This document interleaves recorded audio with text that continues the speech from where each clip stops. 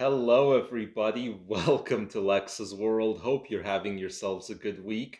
And we're going to talk a little bit about the whole Robinhood, GME, Wallstreetbets short squeeze situation. Catch you guys up on it in case you haven't been following it, and sort of discuss the connection to the cannabis community here, because there certainly is one. And as a result, I am personally invested in the situation. And we're even going to have a little bit of a sponsor today, Kiefer Scraper, who've sponsored the channel before. They have a couple of little tools they sent me here, but we'll talk about those near the end. In the meantime, let me tell you what's been going on. See, there is this place called Reddit, and it's a forum, and on Reddit there is this group called Wallstreetbets, who kind of chat amongst themselves, and they do day trading and stock picking, and sometimes they coordinate a bit in order to do certain moves. Well, a little while ago, a user named Deep Fucking Value put a big bet on one of the most shorted stocks in the market, GameStop. And he said, I am just going to hold this, and we are going to coordinate as a group, and we are going to make a gigantic short squeeze on all the professional hedge fund managers that are shorting GameStop. This guy basically put in like 50,000 and hasn't looked back since it's grown to like tens of millions last I looked. But to quickly explain what a short squeeze is precisely, the way it works is that if you short a stock, you make money if the stock goes down. However, you lose money if the stock goes up. And because a stock can only go down to zero and go up indefinitely, shorting can be a little bit of a dangerous game. And that's why predominantly in large volumes it's done by professional hedge fund managers, the Wall Street types. And the folks on Wallstreetbets realized that if they simply coordinate together, go long on a particular stock, then they can overwhelm these short sellers, forcing the short sellers to cover their shorts, essentially going long on the stock and buying it themselves as well, and that makes the stock just skyrocket further. Now, being a day trader and a retail investor who talks stocks on a regular basis, I've touched on them on this channel. I've talked more about stocks on my off topic more regularly. But as somebody who's into retail trading and as somebody who's into cannabis, I've been aware of these guys for a little while on and off again. They've been sort of a forum with tens of thousands of members, and the cannabis humor on there, I mean, it goes on, and it's very obvious and all over the place. So these are our people. But I've been watching their situation unfold as they've sent GameStop stock, from like $12 up to into the mid 300s or 200s as it stands as I'm recording this video.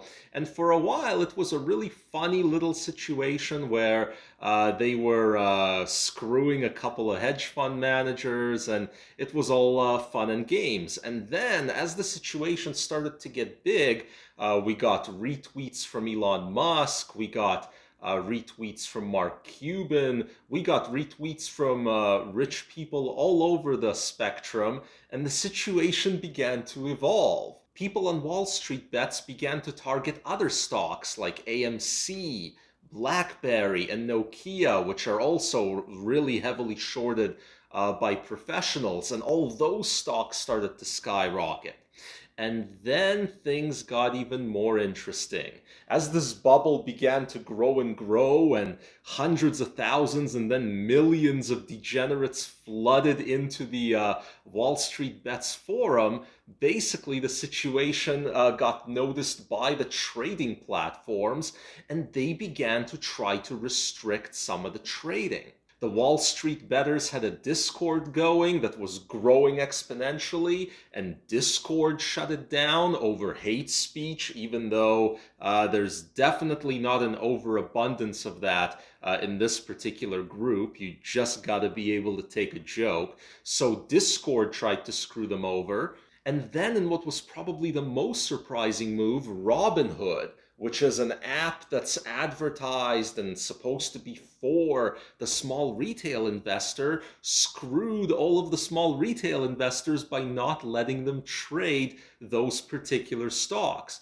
Or rather, it allowed them to sell their positions but not buy more positions. True manipulation in favor of the hedge fund managers over the little guys. And now this has evolved into a pretty serious war between retail traders and hedge fund managers, between establishment and anti-establishment. And you even had both AOC and Ted Cruz tweet about it this morning, and they're in agreement that Robinhood is completely over the line. Meanwhile, certain trading platforms, particularly Webull, E-Trade, and Fidelity, are still allowing you to trade in all of the heavily shorted stocks that are being targeted by Wallstreetbets. So at the moment, it seems like a lot of the trading energy is flowing into Fidelity from the Wallstreetbets forum,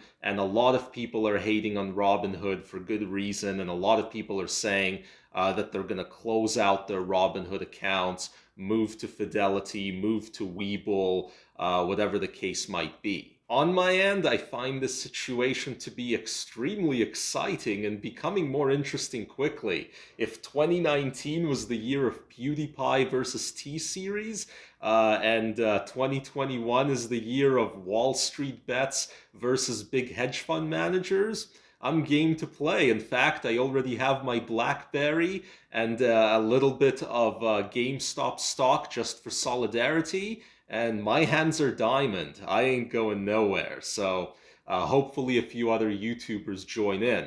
I'll also link down to Fidelity in the video description, and I'll note that Canadians are currently not being restricted from trading these stocks at the moment that I'm filming this. So Canadians can certainly still jump into the fray here on the dip that's being caused by the brokerages manipulating for the hedge fund managers. And while you're down in the video description checking some of that out, please also check out our sponsor, Kiefer Scraper.